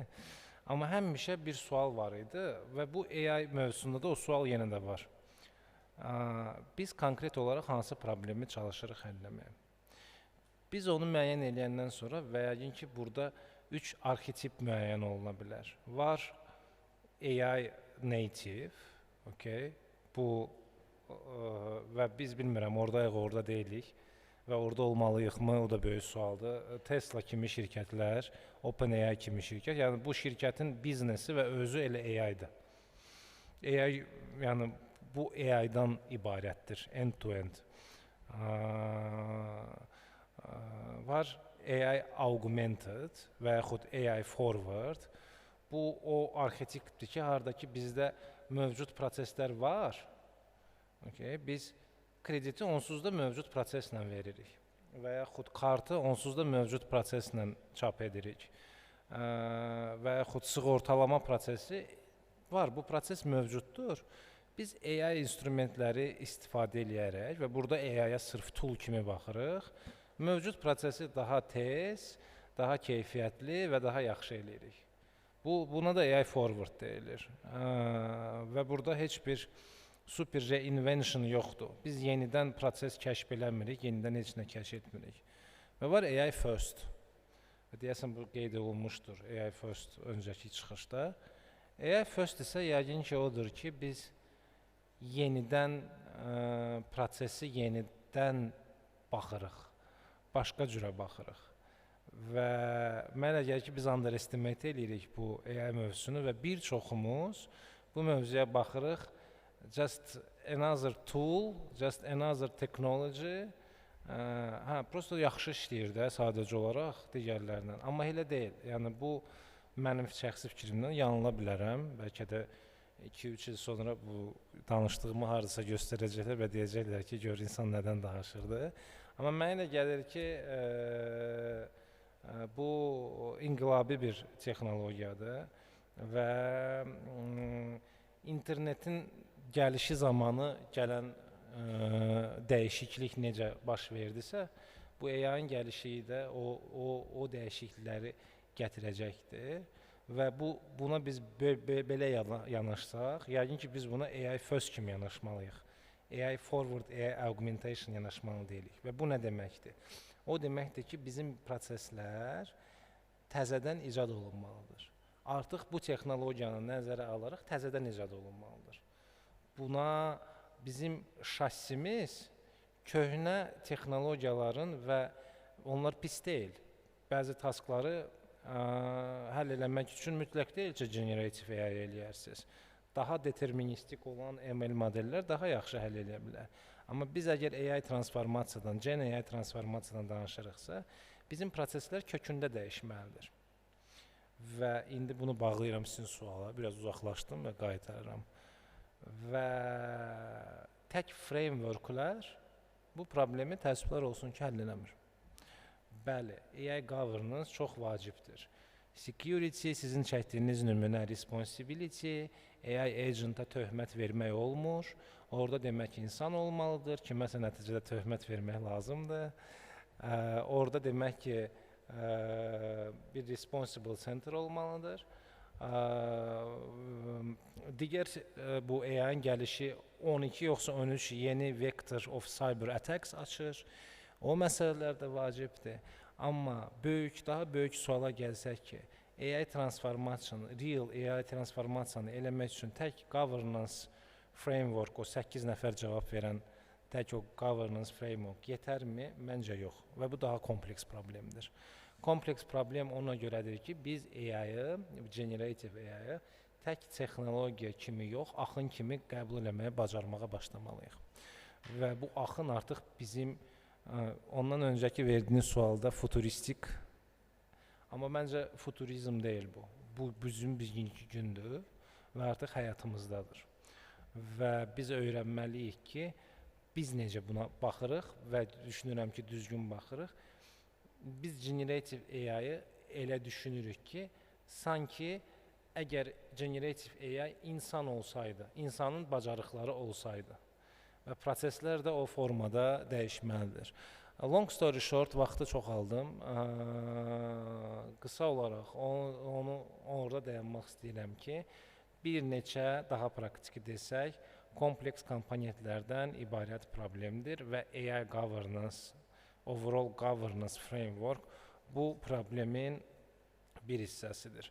Bu problemin daha böyük və daha vacib infrastruktur hissəsi var. Ona görə ki, biz suverenliyimizi qurmalıyıq və müştəri məlumatlarını ölkə daxilində saxlamalıyıq. Müştəri məlumatlarını ölkə daxilində saxlamaq üçün demək ki, bizə GPU infrastrukturu lazımdır, lokal modelləri treyn eləmək və istifadə eləmək üçün. O problemi həll etmək üçün də bizə lazımdır GPU-ları istifadə eləməyi öyrənmək. Və bundan da böyük problem insanlardır, hansı ki öyrənməyə bağlıdır. Bizə lazımdır kütlə, insanlar, hansılar ki bu sahəni maraqlıdır öyrənməyə, istəkləri var və bacarıqları var istəkməyə. Hal-hazırda biz Paşa Holding olaraq bir sıra bizim şirkətlərdə vakansiyalar var, AI sahəsi üzrə, data science sahəsi üzrə. Hansılar ki biz doldurmağa çalışırıq, amma yenə də çətinlik çəkirik və düşünürük ki, bəlkə də biz o təşkilatlardan olmalıyıq ki, və yəqin ki elədir də və onu başlayırıq eləməyə ki, necə data mövzusunda elədik, bu mövzuda da akademiyaları qurmaq və akademiyalarla sıx işləmək ki, biz insanları artıq yeni düşüncə, bu düşüncə ilə bacara biləcək insanları bizim təşkilatlara gətirək. Yəni, bu qədər maraqlı olsa, sonra detalları bölüşərək, sizi çox yormadan dayanım burada. Təşəkkürlər, çox geniş məlumat idi. Xüsusən hansı məqamı mən əslində istəyirdim, öz fikrimdə bildirim. Bir AI layihəni hansısa bir qurumda və yaxud şirkətdə tətbiq eləmək üçün bura ciddi bir komanda cəlb olunmalıdır. Tək bir AI engineer və yaxud hansısa ML engineer gəlib orada bir ciddi bir AI layihəsini eləyə bilməz. Məsələn, ən azı öz timsalımızda mən götürürəm ki, bizim e-advisory vətəndaşlara veriləcək, məsləhət şəklində veriləcək o sistemin qurulması üçün ora onlarla əməkdaş cəlb olunub. Ora DevOpslar cəlb olunub, hansı ki orada o klasteri qaldıracaqlar, klasterdə istifadə olacaq agenti quracaqlar, onun üzərindən GPU-larla işləyə biləcək mütəxəssis lazımdır. GPU-lar tutaq ki, install olunub və access verilib, onlarla işləyə biləcək mütəxəssis, engineer lazımdır ki, oradakı modeli doğru şəkildə treyn eləsin. Eyni zamanda data engineer lazımdır ki, oradakı dataları ümumiyyətlə mənbələrdən çəkib həmin o AI modelini ötürsün. Bu kompleks bir tim şəklində görə biləcək bir işdir. Yəni, bir AI mühəndislə maksimum kiçik bir, hansısa bir FAQ bez bir iş görmək olar. Daha böyük skopda bura kifayət qədər əməkdaşlar cəlb olunmalıdır. Və eyni zamanda talent məsələsi, bu da çox önəmli məsələdir. Hazır sual gəlmişkən elə zaten biz davam edəcəyik, amma davamlı suallar gəlir, o suallara baxaram, sırf bu mövzu ilə də əlaqədar bəzi suallar gəlir. Düz suallar azlıq, xahiş edir, biraz aktiv iştirak eləyəsiniz. Zaten heç yana gedmir, hələ ki buradayıq. Yəni, talent birincisi vətəndaşlar özləri inkişaf eləməlidir və bunun necə əhəmiyyətli bir skop olduğunu özləri dərk eləməlidir. İkinci problem, üzr istəyirəm, universitetlərdən müəyyən qədər qaylaqlana bilər. Xahiş edirəm, bunu problem kimi qeyd eləməyin, amma çox istərdik ki, universitet təhsillərində çox ciddi şəkildə AI track olsun. Yəni, ora girən və o universitetdə oxuyan tələbə AI barədə həm praktiki, həm də nəzəri şəkildə kifayət qədər biliklər alsın. Ondan sonra yenidən universiteti xaric olub, yenidən kursa gedib, hansısa kursda nələri öyrənməsin. Universitet təhsilində bu talent base-i biz dövlət olaraq kifayət qədər qaldırmalıyıq. Biz data governance istiqamətində yenə müzakirəyə davam edəcəyik əslində. Biz praktiki tətbiqlərdən və həllərdən danışdıq. Sami bəy, VSROğlu qrupunda süni intellektin praktiki tətbiqləri barədə nələr danışa bilərsiniz, nələr test olunur, nələr production'a getmək mərhələsindədir, hansı addımlar atılır? Sağ olun Kəmran müəllim. Bizim grup olarak da belki hamı bilir zaten Araz marketlerde bizim şirketler grubumuzun bir şirketi. Orada işte mobil tatbikinde bilirsiniz orada bir chatbot var Araz Baba. Misal orada yine suni intellekt üzerinden sizinle danışır. Biz distribüsyon tarafında hususiyle 2024. yıl ve 25. yılda fokus olduk ki daha efektif bir model yaratalım go to market tarafında. Satış temsilcileri bizim FMCG sektörü olduğu için süratle sektör değişir. Distribüsyon büyür, pazarda yani talebat farklanabilir ya da bugün sattığımız çeşitler yarın satılır satılmaz. Bir yandan da temsilcilerde de ister istemez belki bir turnover olur.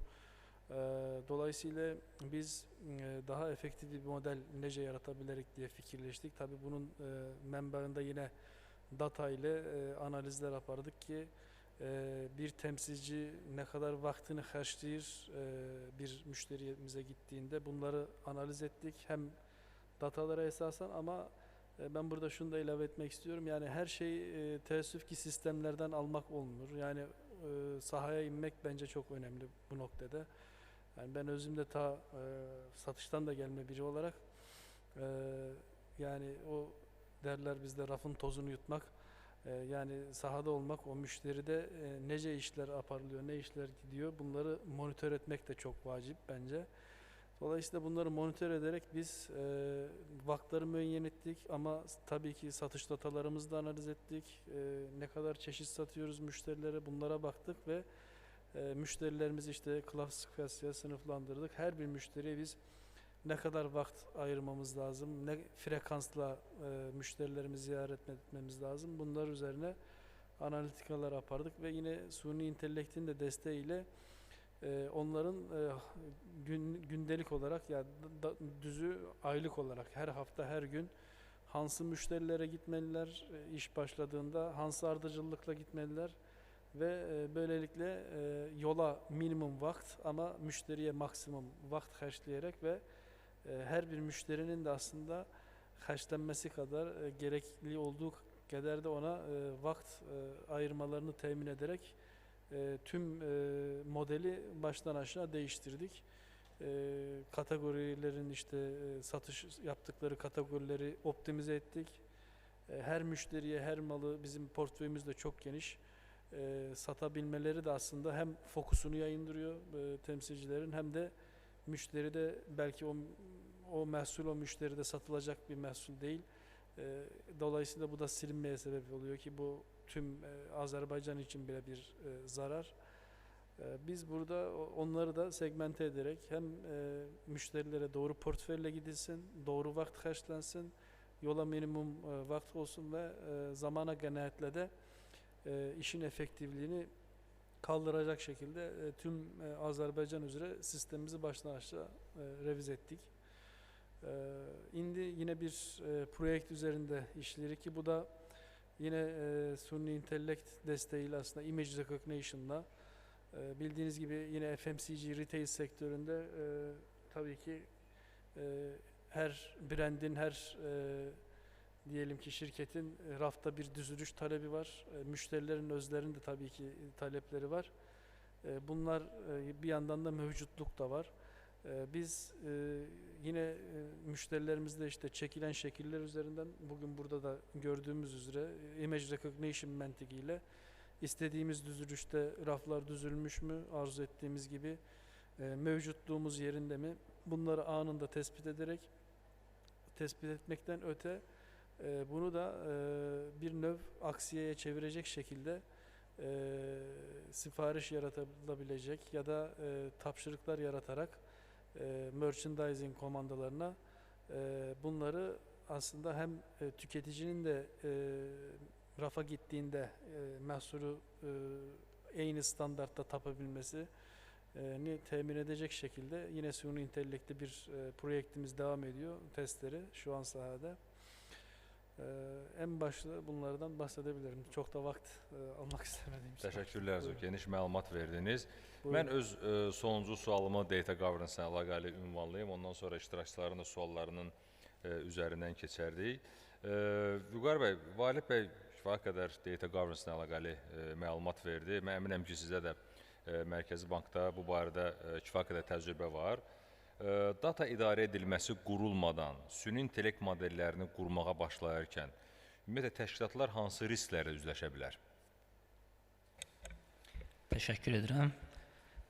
Deməli, yenə bir statistika nəzərinizə çatdırmaq istəyirəm ki, Gartner'ın bu araşdırmalar edən mötəbər bir qurumdur. Onun statistikasına əsasən 2026-cı ilin sonuna qədər data idarə edilməsini qurmadan, yəni qura bilməyən təşkilatlar AI modelləri production'a, yəni live-a buraxdıqları zaman onların 80%-nin fail olacağı proqnozlaşdırılır.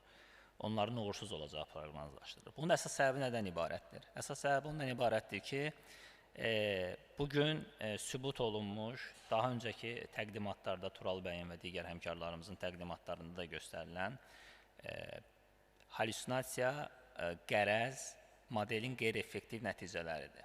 Halüsinasiyadan yoldaşlar daha çox danışdı, mən daha çox qərəzdən danışmaq istəyirəm. Yəni, bias dediyimiz AI modellərinin qərar verərkən biaslar etməsidir.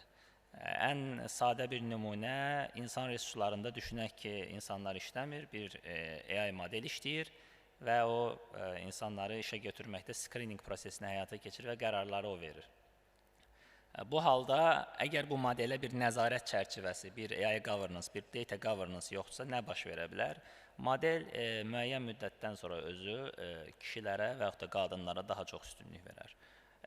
Əvvəlki təqdimatlarda da qeyd olundu ki, mütəmadi olaraq onun monitorinqi lazımdır. Yəni, kiçik riyazi modellərlə hətta bir sample yaradaraq müraciət edən kişilərin sayı, qadınların sayı və seçimləri gündəlik və ya aylıq monitorinq eləyərək, hətta bunları avtomatlaşdırmaraq, modelin hansı istiqamətdə cavab verdiyi və onların cinsə görə bias eləyib eləmədiyini müəyyən edə bilərik. Yəni, buradakı çərçivənin məqsədi daha çox texniki adamlar çərçivələrə həmişə bəyənmir, daha çox uzaq olurlar. Çünki onlar biraz, mühəndislər daha çox belə biraz kosmonavt kimi olur da, yəni onlar biraz bu çərçivəyə girmək istəmirlər, mən onları başa düşürəm. Amma dediyim kimi, bayaq da qeyd etdim ki, bu bürokratiya gətirmir. Əksinə, bugün sürətli qərar verdiyimiz üçün sürətli də səhv etmə potensialımız var və biznesin itirəcəyi xərclər var və biznesdən kifayətlənmir. Çünki dövlətin əsas məqsədi vətəndaşlarının qorumaqdır və bu biznesin təqdim etdiyi məhsullardan da vətəndaşlar istifadə edir. Bu baxımdan regulasiyaya bu pəncərədən baxmalıyıq. Və biz yenə Mərkəzi Bank olaraq bu trendi görürük. Əvvəl də bizdə data timlər olubdu. Ancaq 2024-cü ilin iyun ayından Mərkəzi Bankda fokuslanmış data departamenti yaradılıb. Onun həm governance, həm əməliyyat analitika, həm mühəndislik və süni intellekt üzrə aidiyyatı şöbələri fəaliyyət göstərir və növbəti il ərzində də süni intellekti tənzimləyəcək bir çərçivənin elan olunması gözlənilir. Burada oxşar təcrübələr baxılıb, yəni analoji təcrübələrə baxılıb. Xüsusi riskli sahələrdən biri də maliyyə sahəsidir. Səhiyyə, təhlükəsizlikdə buna misal vermək olar. Bu baxımdan biz tənzimləməni bürokratiya olaraq yox, əksinə həm biznesin, həm vətəndaşların əlavə xərc və risklərdən qorunması kimi baxırıq. Təşəkkür edirəm. Çox təşəkkürlər geniş məlumata görə. Bizim əslində vaxtımız bitib, amma son 2-3 sualı da istərdim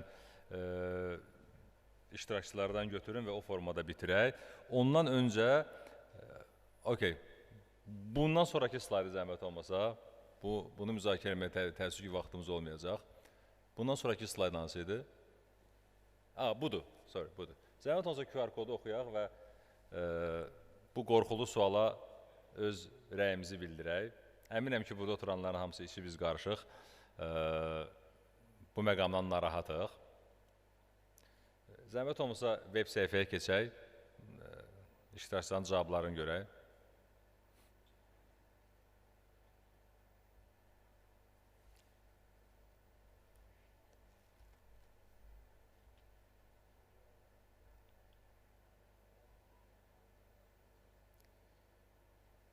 İştirakçılardan maraqlı suallar gəlib. Çox sürətli şəkildə bəzilərinin üzərindən keçəcəyik. Okay. Çox maraqlı nəticələrdir, görsənir. Ən azından narahat olduğunuz məqam təxmini olaraq hiss olunur. Bəli, bir çox peşələri əvəz edəcək. Bu, cəmi 3 nəfər buna cavab verib. Qismən bəzi işlər dəyişəcək, amma yeniləri yanacaq. Tam doğru cavab budur. Dəqiq bilmirəm, amma dəyişməz qaçılmaz, dəyişiklik qaçılmazdır. Təbii ki, bir çox iş yerləri dəyişəcək. Bu, ciddi şəkildə revolüsiyadır, inqilabdır, kifayət qədər iş yerləri dəyişəcək. Amma əvəzinə əlavə vəzifələr ortaya çıxacaq. Mən son, məsələn, 25 illik karyera gedişatımda bunun dəfələrlə şahidi olmuşam. Fərqli stejləri keçə-keçə. Məsələn, 10 il əvvəl, əgər biz data engineer adı deyirdiksə, ümumiyyətlə, data ilə işləyən ancaq database administratoru var idi və data engineer də müəyyən qədər hallanırdı. Amma illər keçdi, big data boomu belə geniş vüsət aldı və ortaya bir çox yeni texnologiyalar çıxmağa başladı, yeni vəzifələr çıxmağa başladı. Data engineer, data platform engineer, artıq platform engineer tam başqa bir ixtisas oldu. Data ops engineer, cloud data engineer, data reliability engineer.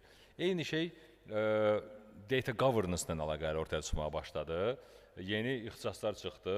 Həqiqətən, yəni o transformationda özüm şəxsən iştirak eləmişəm, belə canlı olaraq görmüşəm ki, Chief Data Officer məfhumu Azərbaycanda gəldi. Bir çox qurum özünə Chief Data Officer, CDO təyin etməyə başladı. Çox sevindirici haldır. Data Governance Lead, Data Steward, Data Catalog Manager, Data Quality Manager və AI Data Governance Expert. Bunlar hamısı yeni ixtisaslardır. Yəni, AI nələrisə əvəz etdikcə, nələrisə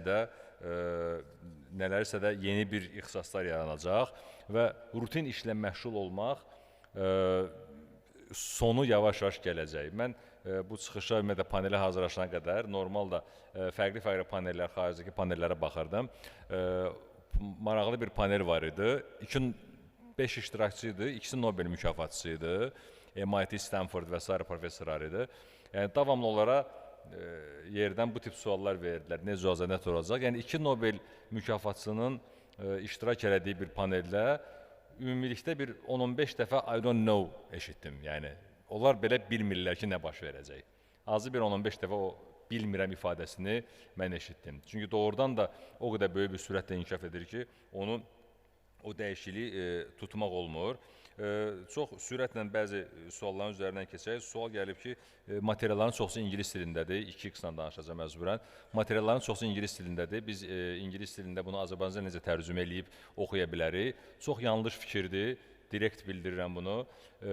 Çünki yəni, ingilis dilini bilmək, əgər kompüter mühəndisi olacaqsa həmin vətəndaş iştirakçı, xüsusən də AI eksperti olacaqsa, bütün məqalələr, bütün elmi araşdırmalar, bütün kitablar, bütün yazılar, bütün postlar hamısı ingilis dilindədir. Məcburən ingilisini öyrənmək lazımdır. Azərbaycan dilinə də indi kimsə məqalə yazsa, təbii ki, o məqalələri ara-sıra oxuya bilər, amma mütləq şəkildə ingilis dilində olmalıdır. Sual sonra gəlib ki, AI və ümumiyyətlə data analitika və data barədə hansı çağırışlar görülür.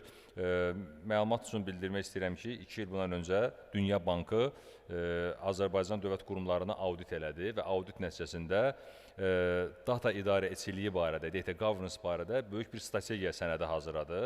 O strategiya sənədi daha sonra Rabitə Nazirliyinə ötürüldü və Rabitə Nazirliyi də onu adəti qurumlara ötürdü. O sənəd üzərində biz də çox geniş işlər gördük və hal-hazırda bitmə mərhələsindədir və böyük ehtimal ki, növbəti il, necə ki, bu il süni intellekt strategiyası çıxdı ortaya, Cənab Prezidentin fərmanı ilə eyni səviyyədə data governance strategiyası, data idarəçi strategiyası ortaya çıxacaq və orada ciddi şəkildə çağırışlar var, bulut sistemlərinin, governance bulut sistemlərinə keçid, data lake-lərin qurulması, data əsaslı qərar vermənin dövlət qurumlarında məcburi şəkildə belə hədəf kimi qoyulma mərhələləri nəzərə tutulur. Son bir sualı götürə bilərəm, çünki artıq kifayət qədər vaxt gedib, üzr istəyirəm. Belə bir sual gəlib, ekrana yansıt Əgər işləyirsə görəcəyik.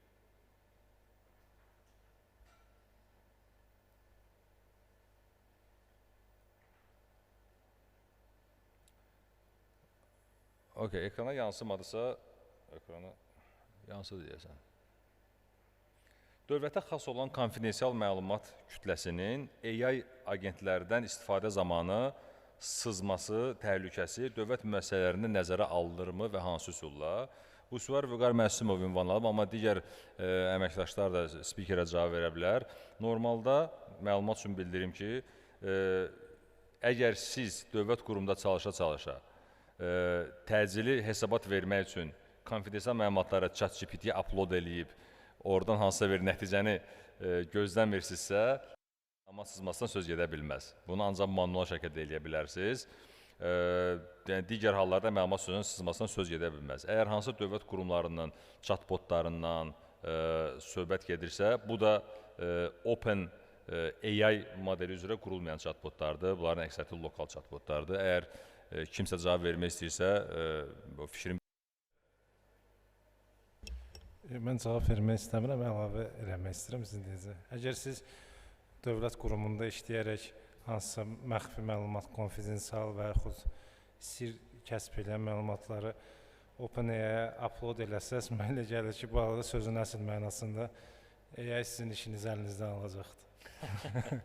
Ona görə ki, buna görə məsuliyyət var. Qısa olaraq deyim, bayaq ki, siz qeyd edədiniz test-test sualları. Mən elə gəlir burada bir kvotla deyəcəm, çox qısa deyəcəm.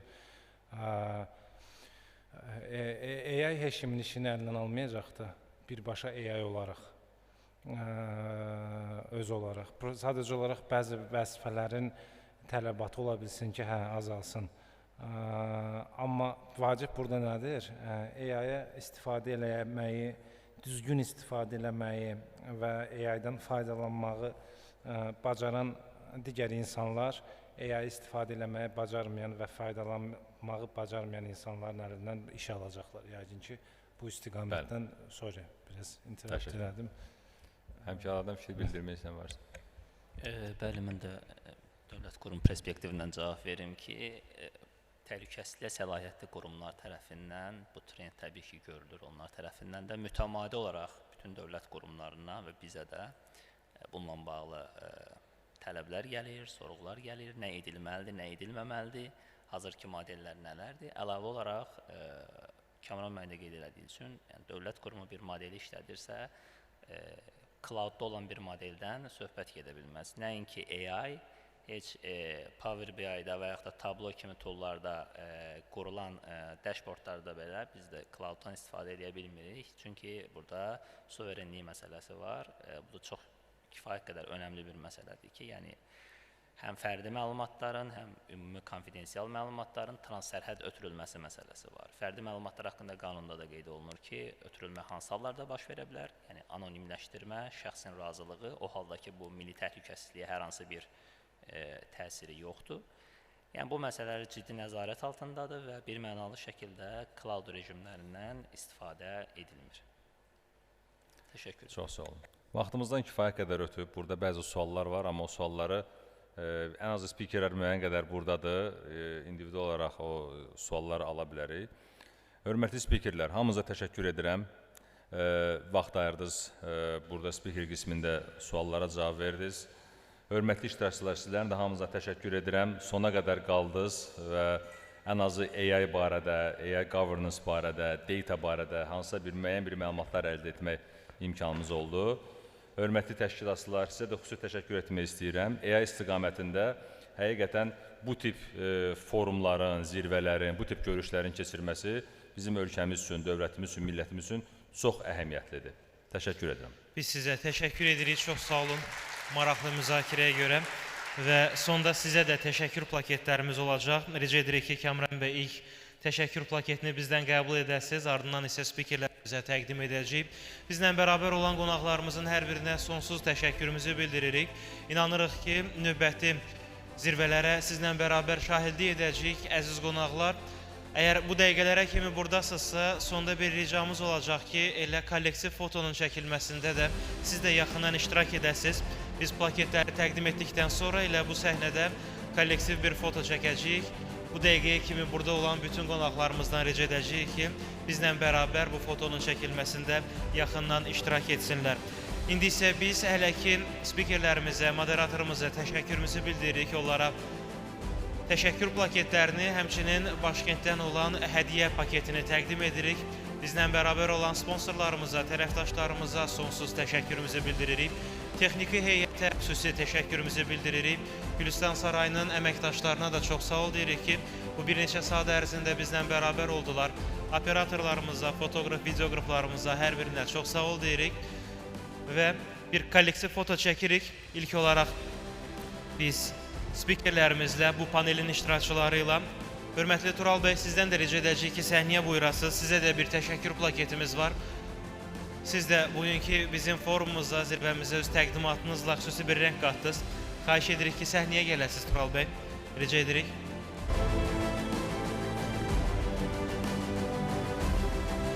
Və nə qədər ki, buradayıq, adları çəkilən bütün texniki heyətin nümayəndələri üçün də gəlin bir təşəkkür alqışı səsləndirək. Çünki onlar da bugün əmək sərf etdilər, bizlə bərabər oldular.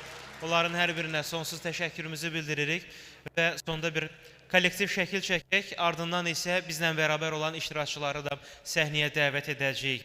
Əziz qonaqlar, beləliklə biz artıq sizlə bərabər Data, ERP və Süni İntellekt zirvəsinin ilk anının şahidi olduq və günümüz artıq başa çatır. Təşəkkür edirik və sizi səhnədə gözləyirik. Xahiş edirik, əyləşməyəsiniz, siz də səhnədə qalasınız. Əziz spikerlərimiz, moderatorumuz, hər kəslə bərabər. Əyləşən qonaqlarımız, istəyinizdə varsa biz sizi səhnədə gözləyirik. Gəlin səhnəyə bir kollektiv foto çəkəcəyik. Bütün iştirakçılara bu şamil olunur. Ona görə də xahiş edirik ki, səhnəyə buyurasınız və kollektiv foto çəkirik.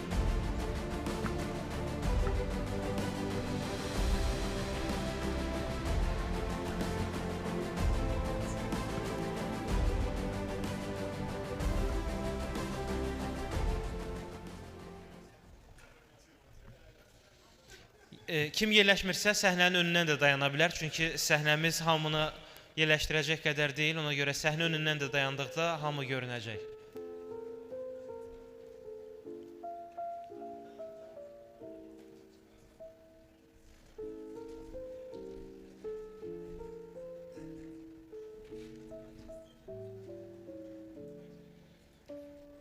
Yerləşirikmi fotoya hamımız? Kənarda dayananlar, bir qədər yanakı dayanaq ki, hamı yerləşə bilsin.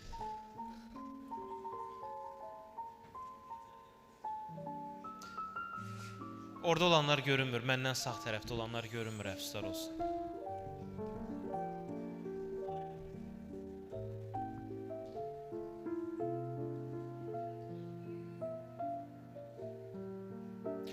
Sonda bir video da çəkəcəyik və videoqrafımızdan xahiş edirik, stop verməsin kadra. Bir alqışınızı istəyəcəyik sonda. Data, ERP və Süni İntellekt zirvəsi uğurla yekunlaşdı. İştirak edən, əməyi olan hər kəsə sonsuz təşəkkür edirik. Növbəti zirvələrdə görüşmək ümidi ilə. Sağ olun, sağlıqla qalın.